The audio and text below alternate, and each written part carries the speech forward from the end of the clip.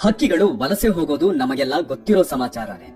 ಯಾವುದೋ ದೇಶದ ತರಹೇವಾರಿ ಪ್ರಭೇದದ ಪಕ್ಷಿಗಳು ಆಹಾರಕ್ಕೆ, ವಂಶಾಭಿವೃದ್ಧಿಗೆ ಅಂತ ಸ್ವಚ್ಛಂದ ಬಾನಿನಲ್ಲಿ ಸಾವಿರಾರು ಕಿಲೋಮೀಟರ್ ಹಾರಿ ಎಲ್ಲೆಲ್ಲಿಗೋ ಹೋಗ್ತವೆ. ಇದ್ರಲ್ಲೇನು ಮಹಾ ಅಂತ ಅಲ್ಲ, ಪ್ರತಿಯೊಂದು ಹಕ್ಕಿಯ ವಲಸೆ ಮಹಾನ್ ಸಾಧನೆನೆ. ಆ ತರದ ಸಾಧನೆಗೆ ಆಗಷ್ಟೇ ರೆಕ್ಕೆ ಬಲಿತ ಹಕ್ಕಿ ಗಗನ ಚುಂಬಿಸೋ ಸಾಹಸಕ್ಕೆ ಹೊರಟಿದೆ. ಬಾನಿಗೊಂದು ಎಲ್ಲೆ ಎಲ್ಲಿದೆ ಅಂತ.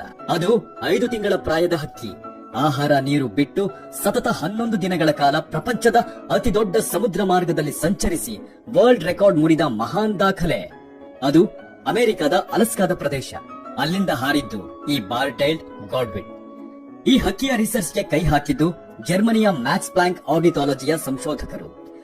ಅವರು ಈ ಪಕ್ಷಿಗೆ 5G ಸ್ಯಾಟಲೈಟ್ ಟ್ಯಾಗ್ ನ ಕಟ್ಟಿ ಅವರ ಬಳಿಯಿದ್ದ GPS ನ ಸಹಾಯದಿಂದ ಅದರ ಚಲನೆಯನ್ನ ಗಮನಿಸುತ್ತಾ, ಎಷ್ಟು ದೂರ ಹಾರ್ತೀಯ ಹಾರುಮರಿ, ಇನ್ನ ಚೈಲ್ಡ್ ನೀನು ಅಂತ ಕೂಲಾಗಿ ನಿಂತಿದ್ರು. ಹೌದಾ ಈರಿ, ಏಕಧಾಟಿಯಲ್ಲಿ ಬಾನಿಗೆ ಹಾರಿದ ಹಕ್ಕಿ 10 ಗಂಟೆಗಳ ಸುದೀರ್ಘ ಹಾರಾಟ ನಡೆಸಿತು. ಊಟ ನೀರು ನೋ. ನಮಗದು ಶಾಕಿಂಗ್ಗೆ, ಆದ್ರೆ ಆ ತಂಡಕ್ಕಲ್ಲ.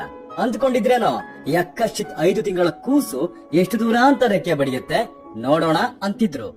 ಗಂಟೆ ಹೋಗಿ ದಿನ ಕಳೆದು ವಾರ ಆದ್ರೂ ಆ ಹಕ್ಕಿಯ ಸ್ಪೀಡ್ ಮಾತ್ರ ಕಮ್ಮಿ ಆಗಿಲ್ಲ. 11 ದಿನ ಆಯ್ತು ಸ್ವಾಮಿ. ಸಂಶೋಧಕರಿಗೆ ಗರ ಬಡ್ದು ಹೋಯ್ತು. ನನಗೂ ಅಷ್ಟೇ, ಸುಧಾರಿಸ್ಕೊಂಡು ಹೇಳ್ತೀನಿ.